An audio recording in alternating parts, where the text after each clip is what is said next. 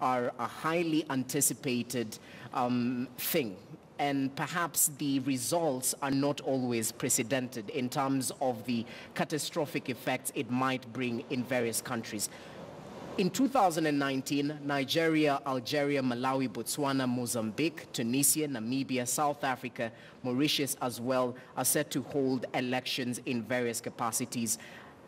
Are we moving from a time there is a jinx in African elections to a time where the democratic will of the people will be upheld while we don't see human rights violations in that process? Now, I think, of course, what we've had is a mixed bag of, items. But in the final analysis, when you look at all the outcomes in various countries, in various parts of the continent, I think we're making a forward move. We're making some progress. And obviously, I think what's going on in DRC is a great pointer. If, at the end of the day, the genuine winner is declared, as we hope, which is going to be the opposition candidate, that is going to signal, the progress we're making as a continent. There are some places where, of course, we are not making progress, and that is because of what we call pressure from countries that have made progress. Because if countries that have made progress in embracing democracy can pressure the rest to, join the club, then we can have even a faster march towards democracy. So in the final analysis, we're making progress, but obviously it's not fast enough. Exactly. Yeah, so I expect some places like Nigeria, where there's a lot of interest, both continental and global, to conduct the elections in a better way. And in some places, of course, where the democracy is not, entrenched, there'll be some challenges. Now, even as we talk about the elections, the intersection of technology and democracy is something we can't avoid in Africa. Let's borrow pointers from the DRC. The internet has been shut down. This is not the first time during elections that this has actually been done. The emergence of social media as a way to actually fight for the rights of people might be a challenge to various governments who stand indisposed in terms of holding on to power in terms of human rights violation. The use of social media as we move on in 2019, especially during elections, should mark a landmark revolution, right? I agree with you. Yeah. Obviously, of course, social media allows for what we call rapid dissemination of information.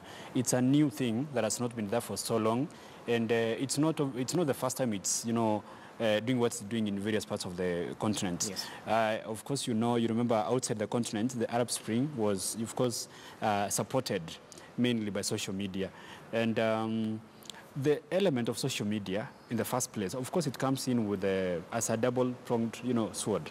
On one side, it can be used by guys who want to share information to make sure a government that is overseeing elections sticks to the rules that are supposed to be followed. But on the other hand, guys who want to spread hate speech and incite people can use social media to bring about problems during elections. So at the end of the day, governments do not have to shut social media. All they have to do is to make sure guys who want to incite people unnecessarily are taken care of. Social media allows for what we call, pressuring governments to stick to democracy. So I don't think it's a solution to shut down social media, the internet. And in places like here that have had serious problems in terms of, social upheavals and unrest, I think you can understand why the government is doing what it's doing. I believe it's not meant to lead to, rigging. If they shut it to make sure there's no incitement, which can lead to violence, that is okay. But again, it should not go on forever. People need to know what's going on. And the best way for us to learn what's going on is to make sure the internet is accessible, it's open, so that guys can, share information. And I expect, of course, the AU, which is, of course, our body, which needs to take care of our affairs as a continent, to make sure such things do not happen. A government or a country has to be prepared before elections so as to avoid shutting down the internet as a way of controlling, spread of maybe malicious or hateful words, information or hate speech. Okay. So it's not a solution. Before we touch on the AU, let's still take a look at the elections. The metamorphosis of liberation movements into political parties. If we take a look at the southern part of Africa, we talk about South Africa, Mozambique, Namibia, Botswana. These parties have actually stayed in power despite unrest, if we take a look at South Africa as well, by actually tapping into the connection of history. Might we expect a change in the way people think in terms of this political parties that have stood the test of time ever since the fight of independence? You know, a political party is sustained by its ideology. And of course, ideology is not just about theoretical, sweet terms and all that. It's all about translation of what a party stands for in terms of ideology into practical benefits to the people. So if a political party, of course, which of course at some point was a liberation movement, for example, the ANC, can of course keep itself as part of the people in terms of making sure guys can access what they want, the party can stand the test of time. Okay. Now, the reason as to why some political parties get to die is irrelevance, whereby you don't stand for the people and by the people when they need that. So that is a case-by-case issue. If, for example, we can come back to Kenya and look at KANU. The reason why KANU died is it had a very serious ideology which was entrenched, of course, and it had stayed around for a long time. Yes. But then it lost touch with the needs of the people. Exactly. So new parties came up, and of course they overtook it. Yeah. So ANC has remained relevant because it fights for the ordinary South African. So in as far as a party fights for the people, it remains relevant.